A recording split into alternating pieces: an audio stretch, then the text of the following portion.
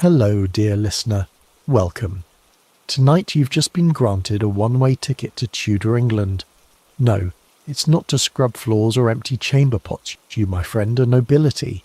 Imagine the silks, the banquets, the sheer power.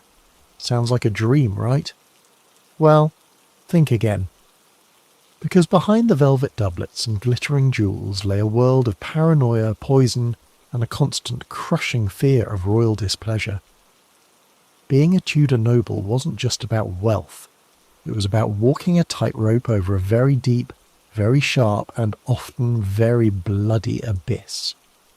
So sit back and relax as we pull back the brocade curtain and reveal the brutal, opulent, and utterly terrifying reality of life as a Tudor noble. If you thought your boss was demanding, wait till you meet Henry VIII. Trust me, you'll be glad you weren't born with a silver spoon in 16th century England. So hit that like button and subscribe to our channel for more journeys into the surprisingly dangerous and dingy past. And put on your imagination hat. Dim the lights if you wish, and let me take you on a journey through time.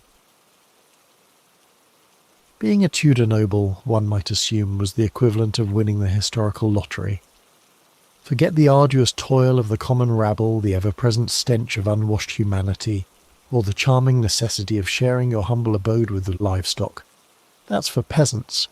No, for you, my dear, it was to be a life of silks, banquets, and an abundance of opportunities to look down upon those less fortunate than you.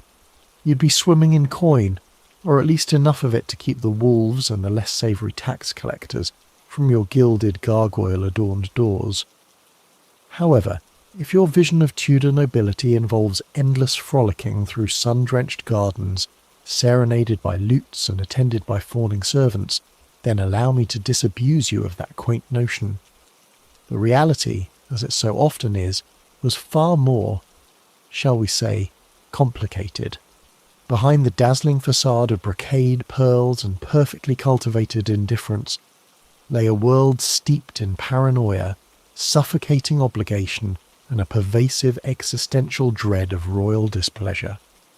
To be a noble in Tudor England wasn't merely about possessing immense wealth.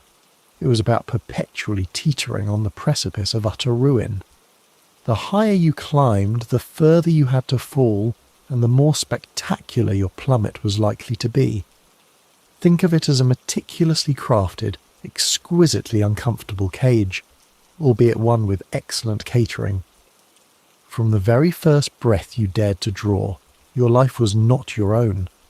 It was a meticulously preordained tapestry woven by generations past, a detailed blueprint laid out in the archaic script of your family Bible.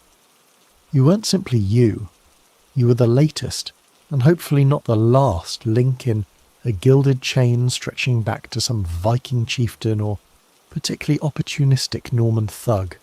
The Tudors, bless their obsessive little hearts, were utterly fixated on blood. Not so much the messy arterial kind, though they certainly had their moments with that, but the pure, unadulterated, impeccably pedigreed kind. Your lineage was your currency, your shield, and occasionally your very well sharpened sword. If by some stroke of cosmic luck you emerged into the world as the eldest son of an earl, or, dare to dream, a duke, your formative years bore little resemblance to the carefree existence of a village urchin chasing geese. Forget frolicking. Your childhood was less pastoral idle and more elite military academy with better tailoring. Your days would be meticulously regimented, a grueling curriculum designed to forge you into a proper lord. Imagine endless hours hunched over Latin texts, your brain aching with declensions and conjugations, while outside your less fortunate peers were likely engaged in the delightful pursuit of flinging mud at each other. Then came the fencing masters, perpetually poised to correct your grip or your regrettable lack of a proper lunge, followed by scripture drills designed to ensure your soul was as impeccable as your lineage, and of course, dancing lessons.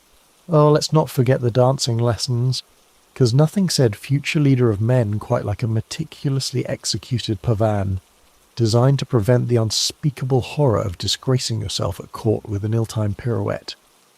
If you were a noblewoman, well, the curriculum was considerably less strenuous and far more depressing in its simplicity. Your entire education could be distilled into 3 fundamental principles: be quiet, look beautiful, and above all, marry exceedingly well. Your worth was, quite literally, tied to your ability to secure a strategically advantageous union. And herein lay the true, undeniable, and utterly pragmatic purpose of nobility: marriage. Love, that inconvenient, messy emotion, was a laughable irrelevance. Marriages were strategic alliances, carefully orchestrated manoeuvres on the grand chessboard of Tudor power. You married not for affection, but to consolidate sprawling estates, to finally, mercifully, extinguish ancient blood feuds that had dragged on for centuries like a particularly dull family saga, or most crucially, to curry that most elusive and fickle of commodities, royal favour. A meticulously planned, well-executed marriage could launch your family into the stratospheric echelons of the monarch's good graces, showering you with land, titles, and patronage. A misstep, a poor choice, a union based on something as ludicrous as mutual affection. You'd be reduced to the subject of hushed whispers and drafty corridors, your once illustrious name slowly, painfully fading from the royal invitation lists. A fate perhaps worse than a quick merciful beheading. At least the latter garnered some attention.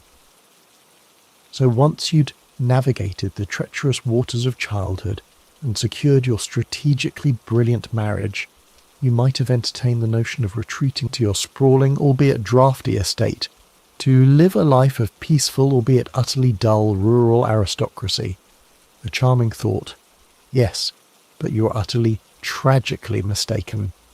Because nobles were not merely encouraged to be visible at court, they were expected to be. The royal court, a movable feast of opulence and intrigue, shifting between palatial residences like Greenwich, Whitehall, or the ever-popular Hampton Court, was the throbbing, pulsating heart of political power. It was a place where every murmured word, every subtle gesture, every sartorial choice, or God forbid, every omission of a sartorial choice, could quite literally determine your fate, hooded sleeve, and you might find yourself explaining your life choices to a rather stern-looking gentleman from the Star Chamber. Being perpetually present at court wasn't just a social obligation, it was a constant, exhausting performance. You learned to bow at precisely the right angle, a delicate dance between deference and dignity. Your attire was a carefully calibrated statement, always magnificent, always expensive, but crucially, always just a whisper below the monarch's own splendour, lest you appear presumptuous. To outshine the king or queen was not merely a fashion faux pas, it was an act of audacious treason, an unspoken challenge to their divine right to be the absolute brightest star in the firmament. And above all, you cultivated an exquisite, almost pathological habit of watching your back, because behind the shimmering silks and the deceptively sweet scent of banqueting hall delicacies, a deadly, utterly ruthless game of political chess was being played. One carelessly spoken word, one ill-advised alliance, one whispered complaint about the monarch's latest pronouncement, and you could find yourself summarily arrested, fined into destitution, or, most terrifyingly, summoned to the Tower. This wasn't some theoretical boogeyman. It was a grim reality that played out with horrifying regularity. Dozens upon dozens of nobles found themselves on the wrong end of Henry VIII's increasingly volatile temper. With his 6 wives, his relentless pursuit of a male heir, and his spiralling paranoia, the political winds at court shifted with the speed and unpredictability of a particularly vicious storm. One day you were basking in royal favour, the next you were being fitted for a new, rather less comfortable neck accessory. Just ask Thomas More, the witty scholar who dared to have a conscience, or the Duke of Buckingham, whose unfortunate combination of vast wealth and a royal relative proved a fatal cocktail, or, perhaps most famously, Anne Boleyn's entire family, who discovered rather abruptly that what the king giveth, the king can, and often will, taketh away, along with your head, I must add. Their cautionary tales echoed through the court, a constant chilling reminder that your proximity to power was a double-edged sword, and that the monarch's affection was as fleeting as a summer breeze. Okay, so now you've played it smart and you've cleverly dodged the executioner's axe, skillfully navigated the serpentine politics of court, and perhaps even managed to keep your head firmly attached to your shoulders for a respectable number of years. Congratulations, my friend. You've earned the right to manage your estates, or, more accurately, your several estates. This sounds, on the surface, rather splendid, doesn't it? Visions of bucolic bliss, endless fields of golden wheat, and picturesque manor houses might dance in your head. The reality, alas, was rather less idyllic. Most of that vast tract of land you so proudly possessed was in fact bog, or sheep pasture, or more often than not, inhabited by perpetually disgruntled tenants who harboured the deeply held and not entirely inaccurate belief that you, their benevolent overlord, were little more than a well-dressed parasite subsisting on their meagre barley crops. Being a Tudor noble meant wearing many hats, often simultaneously, and rarely with any semblance of comfort. You were, first and foremost, a landlord, responsible for extracting rents from a population constantly teetering on the brink of starvation. You were also a local justice, tasked with presiding over the surprisingly mundane, yet endlessly contentious disputes of your peasantry. Things like, did Goodwife Bethany's pig escape again and desecrate Farmer Giles's turnip patch? Were your problem to solve? Did young Thomas try to steal a chicken? Also your problem to solve? Did old man Fitzwilliam accuse his neighbour of witchcraft because his cow stopped giving milk? You know whose problem that is, right? Yours. You were, in essence, the original, severely underpaid and perpetually exhausted small claims court judge. And to top it all off, you were frequently expected to act as a kind of local recruiting sergeant, providing men for the king's army whenever the monarch decided to embark on another gloriously futile foreign war. Think of it as the ultimate unpaid internship, only with far higher stakes and the very real possibility of losing your head if you failed to meet your quotas. Mismanage your lands, allow your tenants to starve, or, heaven forbid, fail to supply enough able-bodied or even barely-bodied men for the king's latest military adventure, and you wouldn't just face financial ruin, you'd be branded as disloyal, a slur that in Tudor England carried rather more weight than a mere social faux pas. Your income, derived largely from agricultural output and rents, was as fickle as the English weather. A bad harvest, particularly virulent livestock disease, or a sudden downturn in wool prices, and your meticulously crafted budget would collapse faster than a poorly built wattle and daub hut. And let's not even begin to discuss the staggering expenses. Your status demanded that you maintain a vast retinue of servants, a sprawling household that consumed staggering amounts of food, drink, and firewood. You were expected to host lavish feasts for visiting dignitaries, entertainments designed to impress and intimidate in equal measure, each one costing the equivalent of a small village's annual income. Your manor house, that imposing symbol of your power, had to be maintained in a state worthy of your elevated status, which meant constant repairs, renovations, and the never-ending task of keeping the damp and the rats at bay. All of this, mind you, while simultaneously footing the rather considerable bills for your younger son's educations. They wouldn't inherit the main estate, but they still needed to be presentable for court or the church. And of course, your daughter's dowries.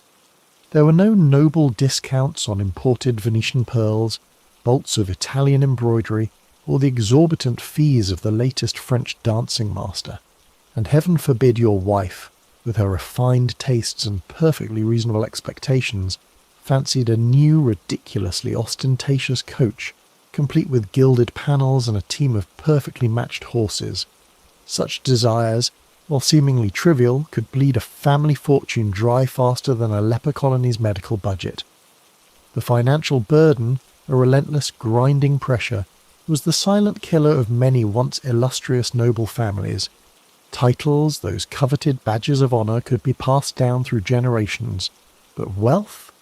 That idea was a far more ephemeral beast, capable of vanishing into the ether of extravagant spending and poor harvests over the course of just a few generations, leaving only a fancy but increasingly meaningless name behind. In Tudor England, clothing was far more than a mere shield against the elements or a superficial expression of vanity. It was quite literally a matter of survival. The notorious Tudor sumptuary laws were a glorious testament to the era's obsession with social hierarchy. These meticulously detailed, utterly humorless statutes dictated precisely what you, as a mere mortal, were permitted to wear, depending on your exact rank within the intricate social tapestry. For nobles, this meant a glorious, albeit often physically restrictive, panoply of silks, velvets, shimmering cloth of gold and luxurious furs like ermine and sable. These weren't just garments, they were walking, breathing, incredibly expensive advertisements. They screamed in a chorus of rustling fabric and glinting jewels, "I am wealthy, I am powerful, and yes, dear peasant, I can absolutely afford ermine on a Tuesday simply because I choose to, while you're still making do with your humble wool and linen." But here's the delicious irony. These garments, designed to project an image of effortless superiority, were also, quite literally, suffocating. Noble ladies, in their relentless pursuit of the impossibly tiny wasp-like waist, laced themselves into corsets so tightly that fainting during a lively dance, or indeed during a particularly vigorous sneeze, was not an uncommon occurrence. Men, not to be outdone in the realm of sartorial discomfort, stuffed their doublets and hose with horsehair and rags to achieve a preposterous, almost balloon-like silhouette, a look that one can only imagine was far less impressive in person than it appeared in their portraits. The notorious sweating sickness, a delightful little epidemic that swept through England with terrifying regularity, must have absolutely revelled in a tightly packed Tudor gathering, where the combination of rich fabrics and poor ventilation created a perfect breeding ground for disease. And since the concept of personal hygiene was, shall we say, more a theoretical construct than a regular practice, court events were often, to put it mildly, more fragrant than fashionable. It was a veritable symphony of unwashed bodies, stale perfume, and the occasional lingering scent of yesterday's venison pasty. Yet, despite the discomfort, the questionable hygiene, and the very real risk of spontaneous fainting, appearances mattered immensely.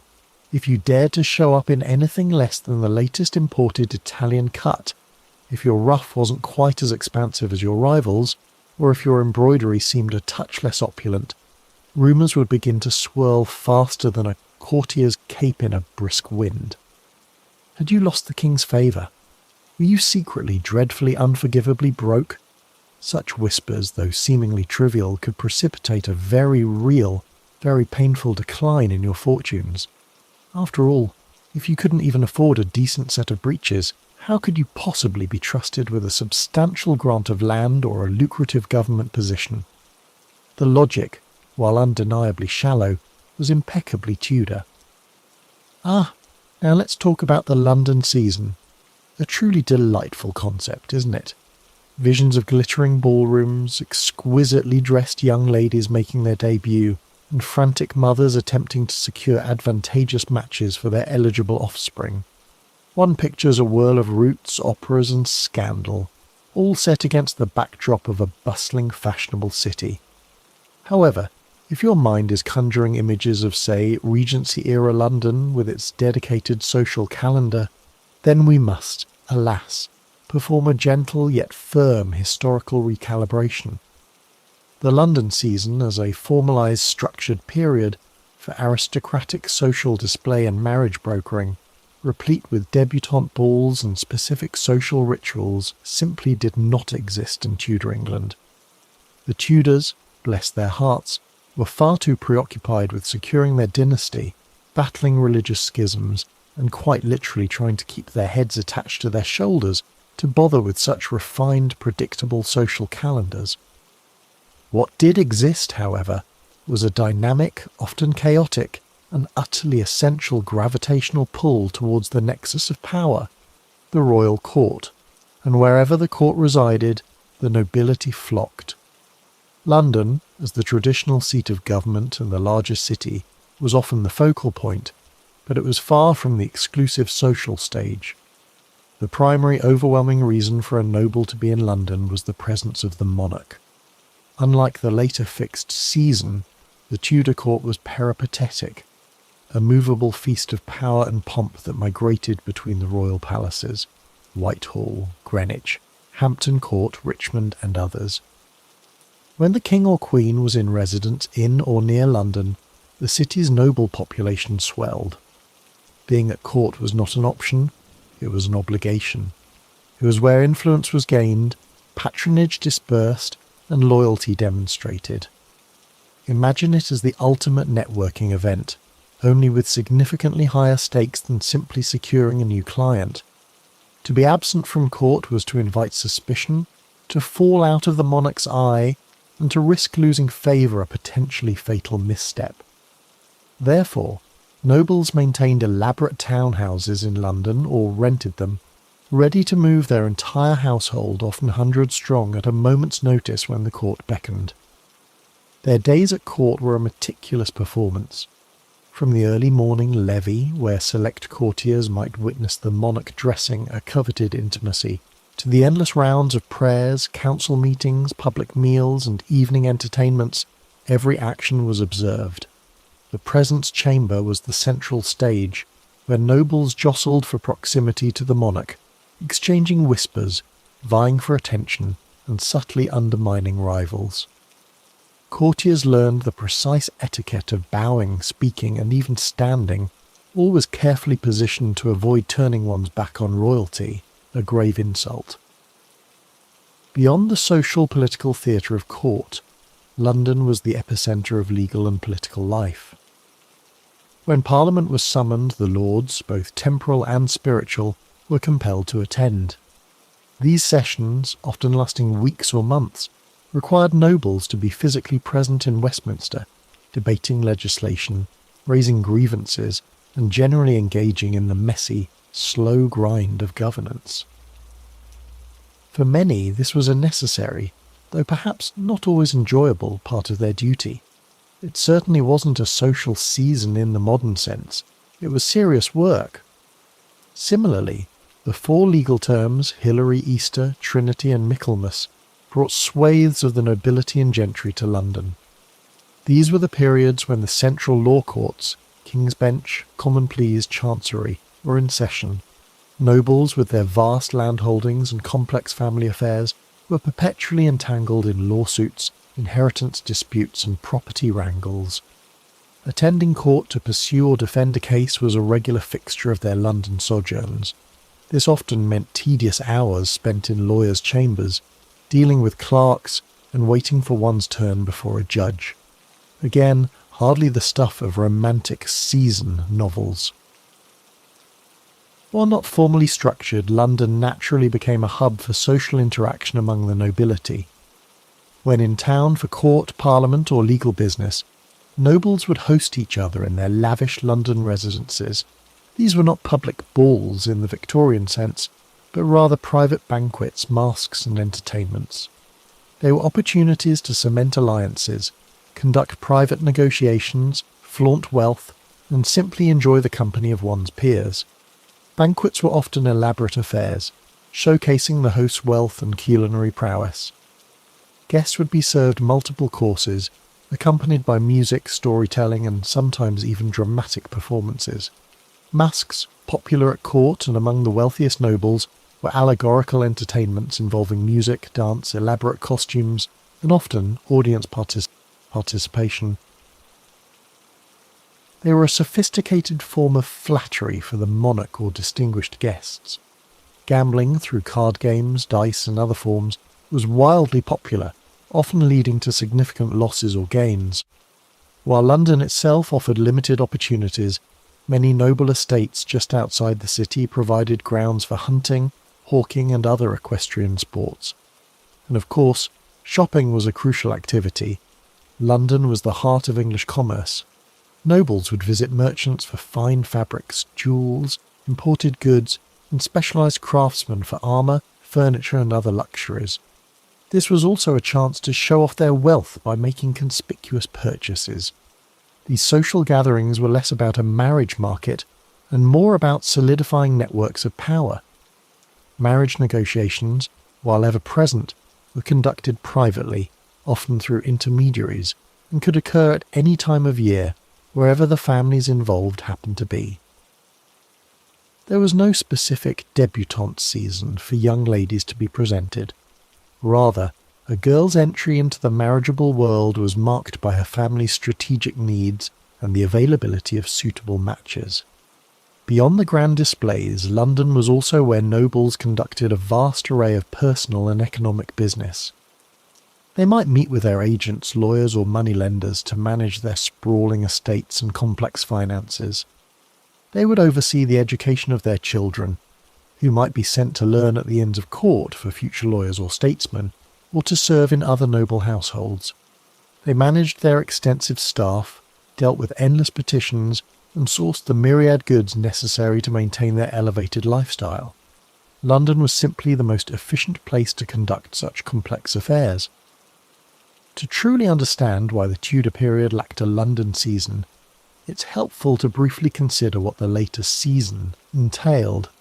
From the late 17th century onwards, and especially by the 18th and 19th centuries, the London season became a highly formalised social ritual.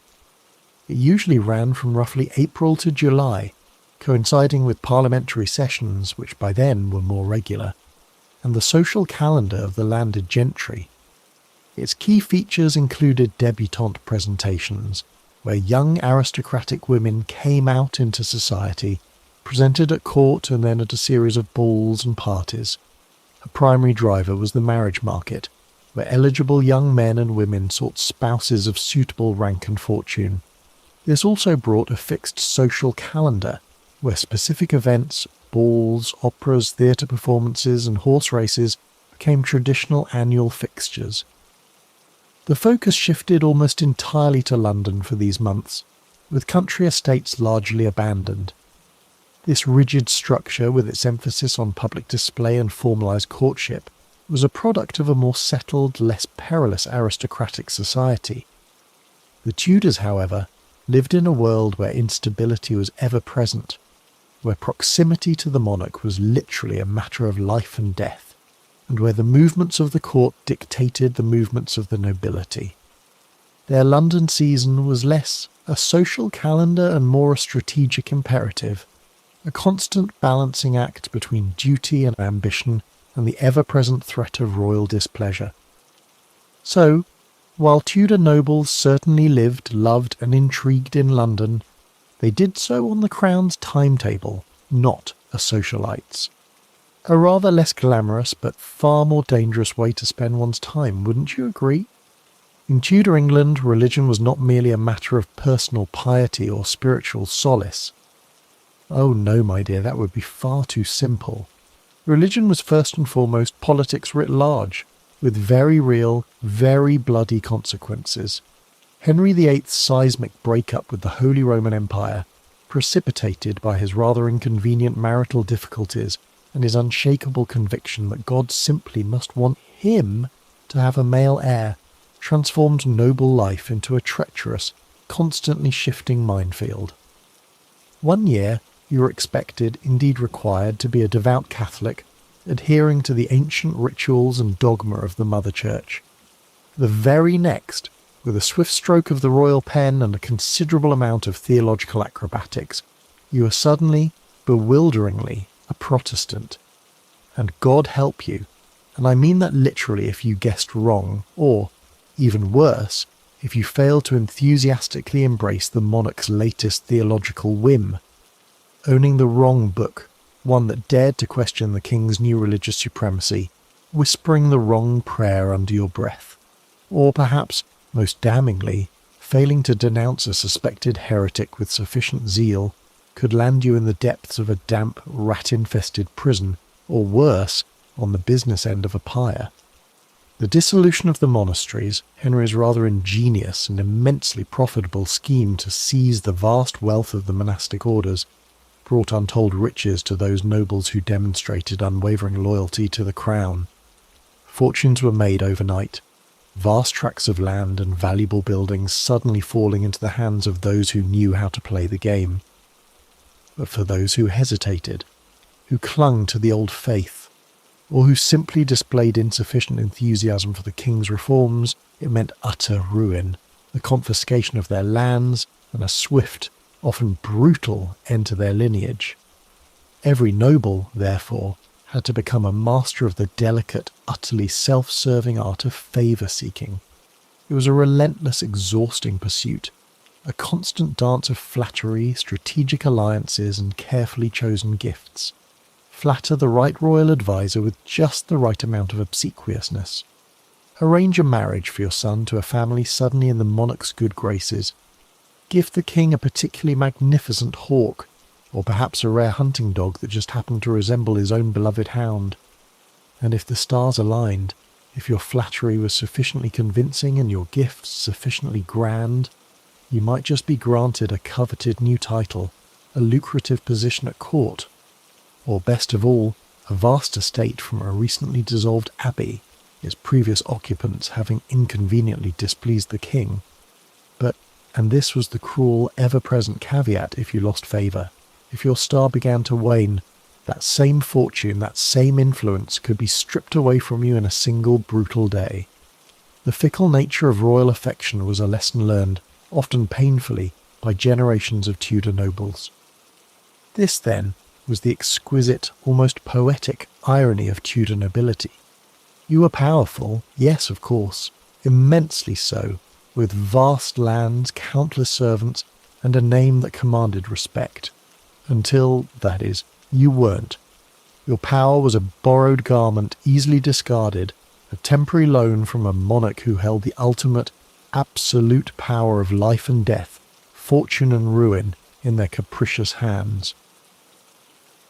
For all your luxurious velvets, your intricately carved ivory combs, and your undeniably impressive collection of scented pomanders, designed, one presumes, to combat the general aroma of court, your life was still, by modern standards, nasty, brutish, and if you had the distinct misfortune of annoying the wrong person, remarkably short.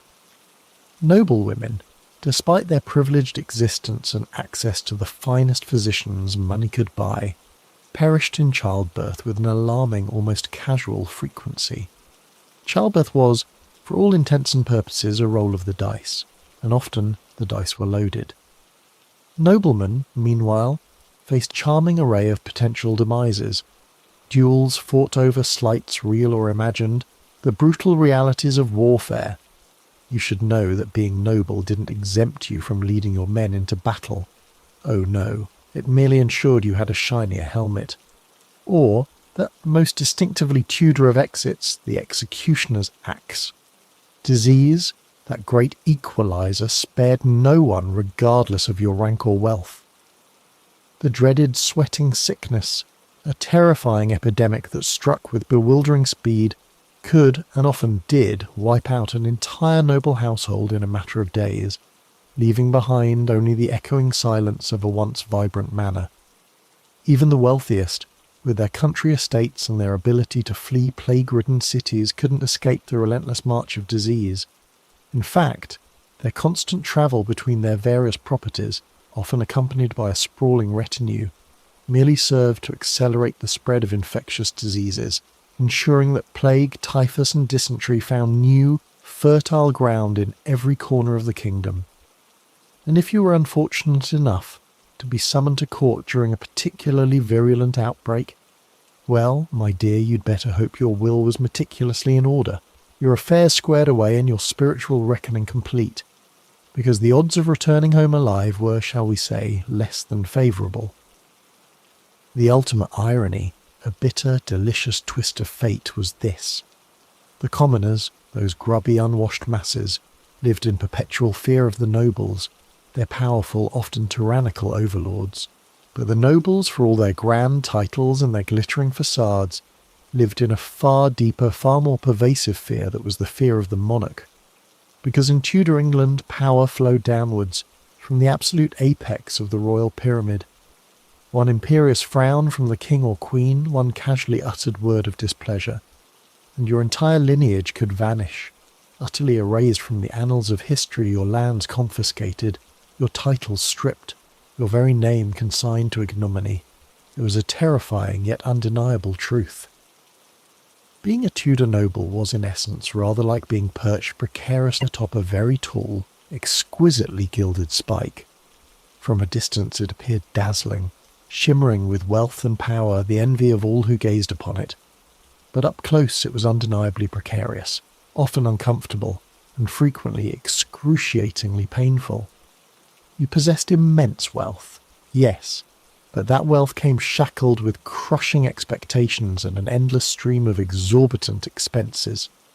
You enjoyed unparalleled status, but that status was a fragile thing, contingent upon your ability to perpetually maintain it, to constantly demonstrate your loyalty, and to never, ever, under any circumstances, displease the ultimate power. Every banquet was not merely a meal, it was an audition, a performance in which every gesture, every word, every morsel consumed was meticulously scrutinized.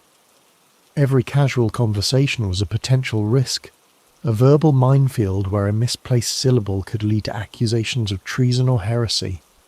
And every single privilege you enjoyed, from your ermine-trimmed robes to your sprawling estates, was not truly owned. It was merely borrowed, a temporary loan from a monarch who could, and frequently would, revoke it at a moment's notice. So, the next time your romanticised imagination whisks you away to a Tudor castle, will you envision yourself sipping fine wine beside a roaring fire, perhaps even engaging in witty repartee with a beautifully gowned lady or a dashing lord? Pause. Remember, those walls had ears, and often they belonged to spies in the king's pay.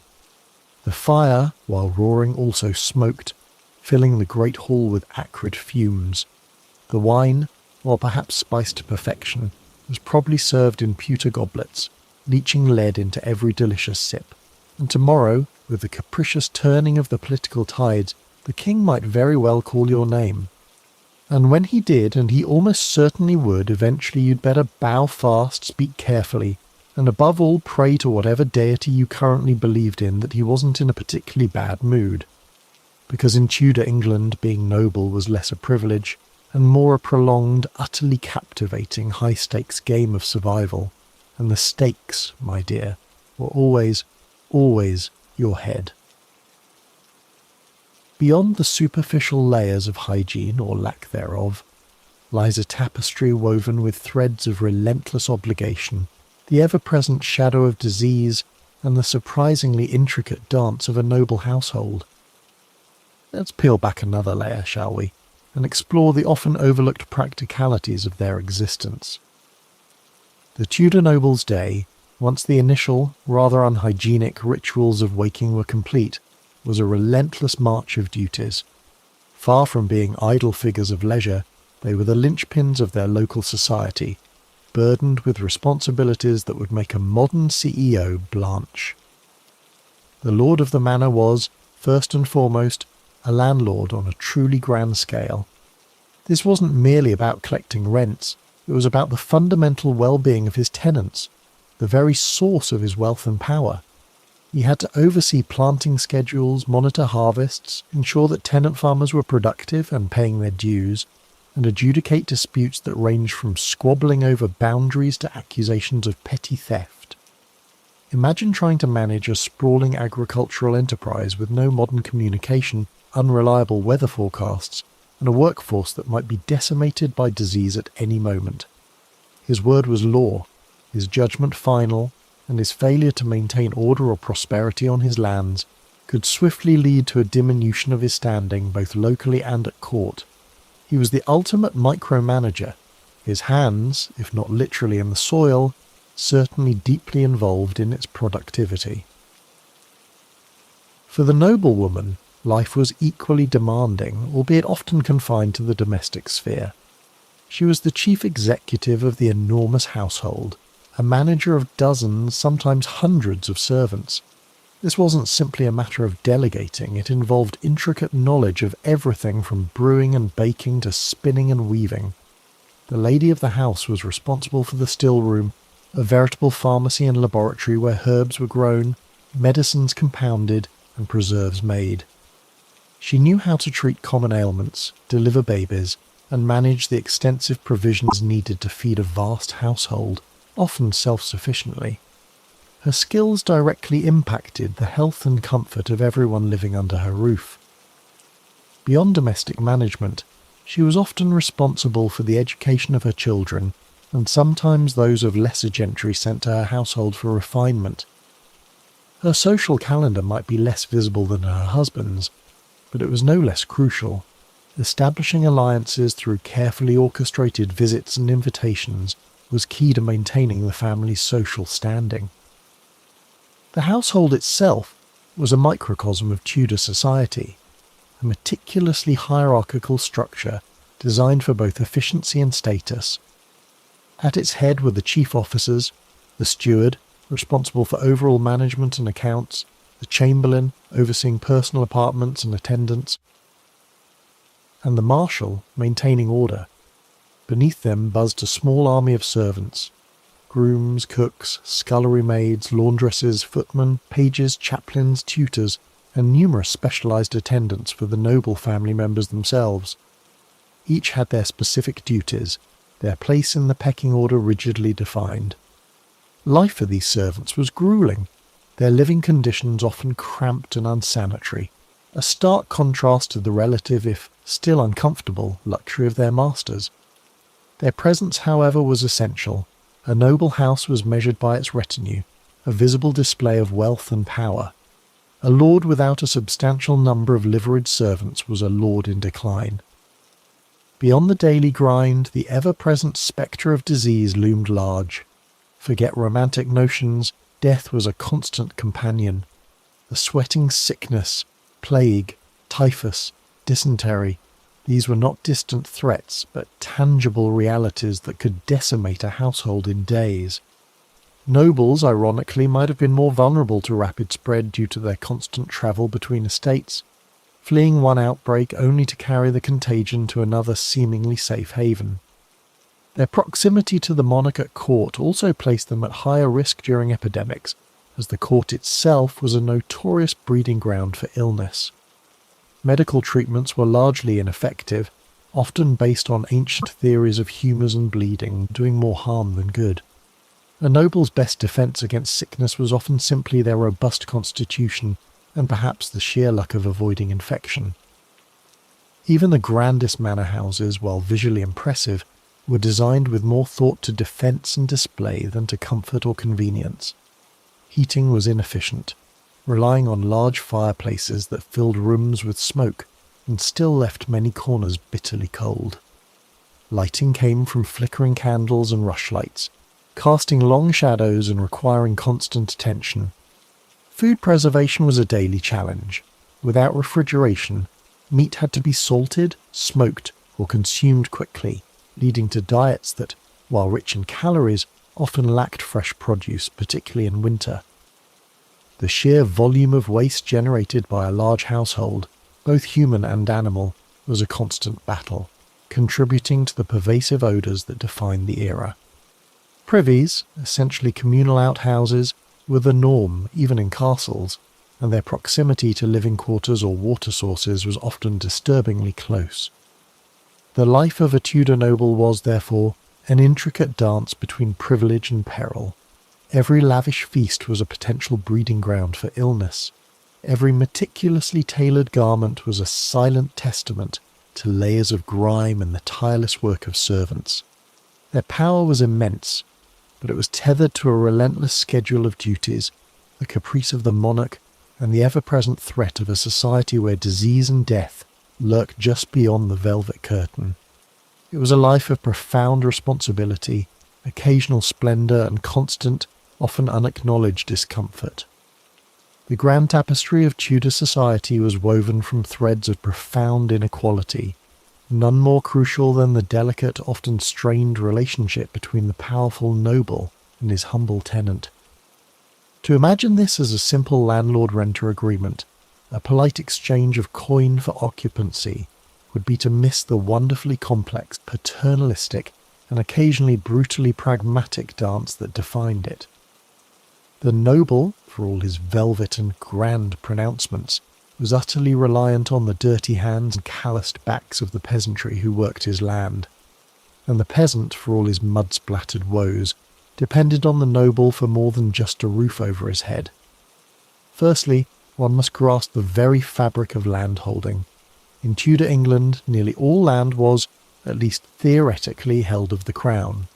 The king was the ultimate landlord, and his great nobles were his direct tenants, holding vast tracts in exchange for loyalty, military service, and sometimes rather substantial fees. These nobles in turn sublet their lands to various strata of tenants, from the burgeoning gentry to the yeoman farmers, and at the bottom, the humble villagers. The types of tenure were bewildering in their variety and local customs. There was copyhold, where a tenant held land according to the custom of the manor, the tenancy recorded on the lord's court rolls, a copy of which served as their proof of right. This was a direct descendant of medieval serfdom, though by Tudor times many copyholds had become hereditary and more akin to modern ownership, offering a degree of security. Then there was leasehold, a more explicit agreement for a fixed term, often for a certain number of years or lives, offering less long-term security but sometimes more flexibility. And finally, a small number of freeholders who effectively owned their land outright, owing minimal rent or service to any lord. Regardless of the specific tenure, the relationship was profoundly reciprocal. The noble provided the land, granted a measure of protection, and offered a semblance of justice through his manorial courts. These courts, presided over by the lord or his steward, were the bedrock of local law and order. They dealt with everything from petty disputes over stray animals and broken fences to more serious accusations of assault or theft. They regulated common lands, set local bylaws, and oversaw the transfer of tenancies. For a peasant, the manorial court was often their sole recourse for legal redress. A slow, imperfect, but vital mechanism for resolving conflicts without resorting to private violence. The lord, therefore, wasn't just a distant figure. He was the local judge, jury, and sometimes executioner of my punishments, the arbiter of their daily lives. In return for land and this paternalistic oversight, tenants owed not just rent, often in money, but sometimes still in kind, like a certain number of chickens or bushels of grain, but also a bewildering array of services and duties. These could include performing specific tasks on the lord's domain, his directly held lands, such as helping with the harvest or ploughing. They might be obligated to use the lord's mill to grind their grain, paying a fee for the privilege. Upon the death of a tenant, a heriot might be due often the best beast from the deceased's livestock, a rather grim form of inheritance tax that could cripple a grieving family. There were also fines for specific actions, such as marrying outside the manor or even brewing ale for sale without the lord's permission. It was a complex web of obligations, meticulously recorded in the manorial rolls, ensuring the noble's continued income and control. This wasn't always a harmonious arrangement, of course.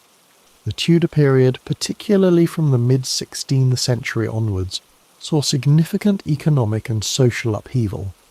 Inflation, driven by the influx of silver from the New World and a growing population, meant that fixed money rents set generations ago were becoming less valuable to the lords. This led to pressure to convert copyholds to less secure leaseholds, or to raise rents aggressively, often to the profound detriment of the tenants. Then came the enclosure movement, a truly seismic shift in the rural landscape. Lords, seeing the burgeoning profits to be made from wool, began to enclose common lands areas traditionally used by all villagers for grazing livestock, gathering firewood, or planting small plots. They would fence off these lands, convert them to sheep pastures, and often evict tenants whose livelihoods depended on them. This was a ruthless, economically rational but socially devastating process. Entire villages could be depopulated, their inhabitants cast adrift, forced to migrate to overcrowded towns in search of work, or to become vagrants, a capital crime in Tudor England. While some enclosures were by mutual agreement, many were forced, leading to widespread resentment and occasionally violent rebellion, such as Kett's Rebellion in 1549, a stark reminder that the peasants, for all their deference, had a breaking point.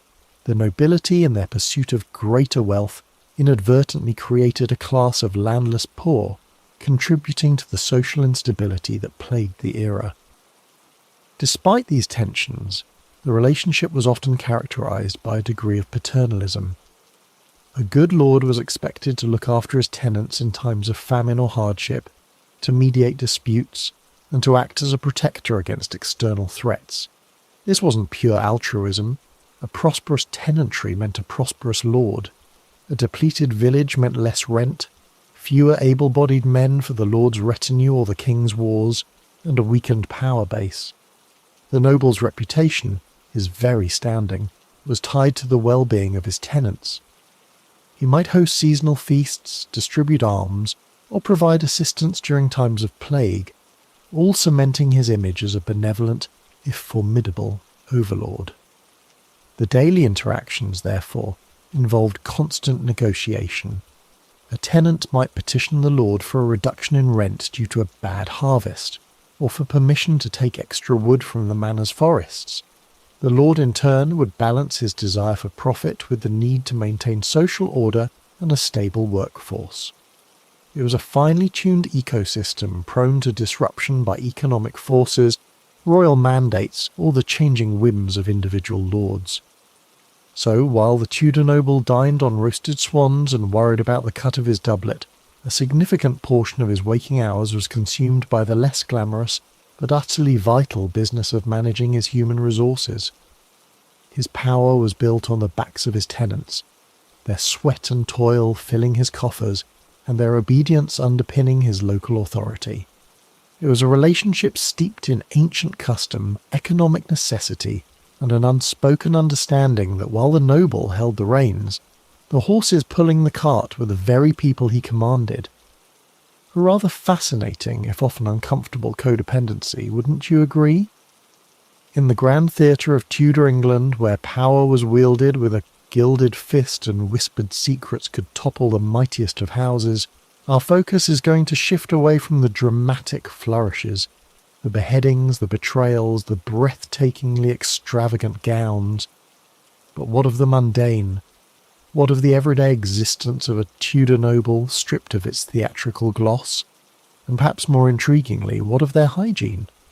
Prepare yourself, dear listener, for a journey into the surprisingly intimate and often rather pungent realities of a Tudor noble's daily life. It's a tale less of glittering courts and more of, well, let's just say less than glittering cleanliness. Imagine waking in a vast, draughty chamber within your sprawling manor house.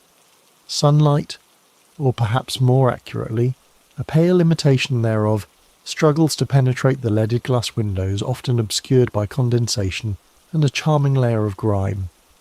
The air is thick, carrying the lingering aromas of last night's rushes on the floor, a delightful cocktail of dried herbs, spilled ale, and the general detritus of human activity, mingled with the less-than-fresh exhalations of the numerous hounds slumbering at the foot of your four-poster bed. Your bed itself is a statement of your status, a towering edifice of carved wood and heavy fabric, likely teeming with its own microscopic ecosystem. While the wealthy might boast linen sheets, a relative luxury, they were not changed with the frequency we might expect. Laundering was a laborious and costly affair, involving harsh lye and strenuous scrubbing by household staff who likely had their own hygiene challenges to contend with. Fleas and lice were not mere inconveniences, they were constant companions, democratic little creatures that knew no social boundaries. The concept of a dedicated bathroom, as we understand it, simply did not exist. personal ablutions were a more portable affair. A servant would likely bring you a basin of water, perhaps tepid, perhaps still bearing traces of its previous user along the linen towel, likely none too pristine itself. Washing one's face and hands was the general extent of daily cleansing for many nobles. A full bath was a rare and somewhat theatrical event, often taken in a large wooden tub and involving a significant amount of preparation and manpower to heat the water. It was also viewed with a degree of suspicion by some, the belief being that excessive bathing could actually be detrimental to one's health, opening the pores to disease-carrying humours. Oral hygiene was rudimentary at best. Toothbrushes existed in a basic form, often made of frayed twigs, but their use was not widespread. Breath was more commonly freshened with cloves, aniseed, or other strong-smelling spices. The unfortunate truth is that halitosis was likely a pervasive feature of Tudor society, a fragrant testament to the limited dental practices. Once the cursory washing was complete, it was time for the elaborate ritual of dressing. For a noble, this was a multi-layered undertaking involving numerous servants. Undergarments, likely linen shifts or shirts, were donned first. These acted as a barrier between the skin and the more opulent and far less washable outer garments. For women, this was followed by the restrictive embrace of the corset, a boned garment designed to sculpt the torso into the fashionable conical shape.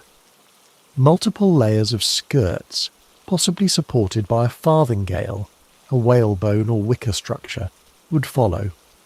For men, padded doublets and hose were the order of the day, often further enhanced with codpieces of varying and sometimes quite comical proportions.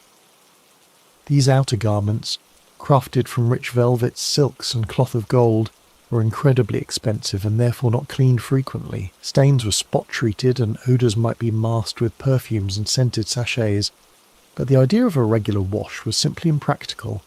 Imagine the sheer labour involved in cleaning a heavily embroidered velvet gown. It's no wonder that nobles often relied on the visual impact of their clothing rather than its pristine cleanliness.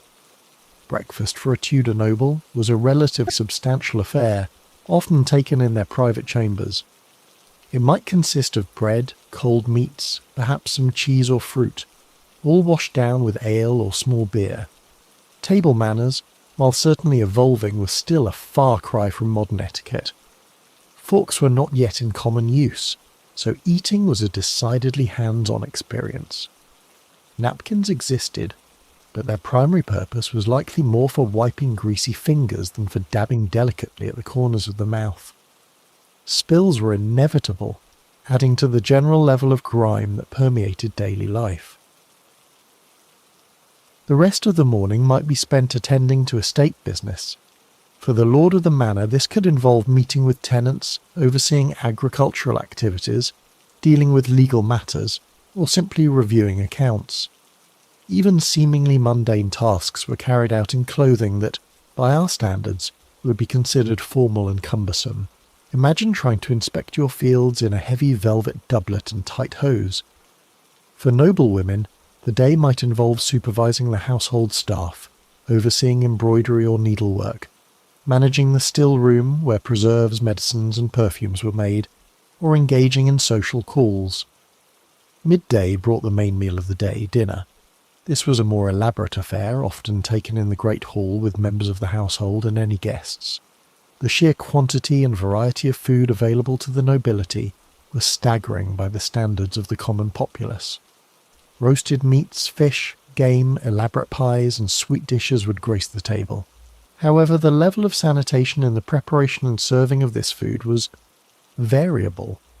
Kitchens were often dark and smoky, attracting vermin. Food preservation methods were rudimentary, and the risk of food poisoning was ever present. The afternoon might be filled with leisure activities, depending on one's inclination. Hunting was a popular pastime for men, while women might engage in music, reading if literate, a privilege not universally enjoyed, or further social calls. Even these seemingly genteel pursuits were conducted in clothing that was far from comfortable or practical. As evening approached, another, lighter meal, supper, would be served. Afterwards, The day would often conclude with music, games, or simply conversation around the fire. Lighting was provided by candles and rushlights, which cast flickering shadows and filled the air with soot and the smell of burning fat. A full bath was a rarity. When it did occur, it was often a communal affair, at least within a family. The same water might be used by multiple individuals, with the perceived cleanest person going first. The water itself was heated over a fire, a time-consuming process, and perfumed with herbs or flowers to mask any less pleasant aromas. The act of bathing was often seen as having social or even medicinal properties, rather than simply being about cleanliness. Hair was a significant marker of status. Both men and women often wore their hair long, elaborately styled, and adorned with jewels or ribbons. Washing hair was an even more infrequent event than bathing the body, often involving specialized washes made with lye or herbs. To combat lice and maintain style, combs made of ivory or bone were used, and scented powders might be applied. Wigs and hairpieces were also increasingly popular, particularly later in the Tudor period, offering a convenient way to achieve fashionable styles without the need for constant washing and styling of one's own hair. The disposal of human waste was a decidedly unglamorous affair. Chamber pots were the norm, emptied by servants, often into a privy or directly into the street or a nearby river. The stench, particularly in urban areas like London, must have been overwhelming by modern standards. Even in grand manor houses, sanitation was basic at best, and the potential for the spread of disease through contaminated water sources was significant.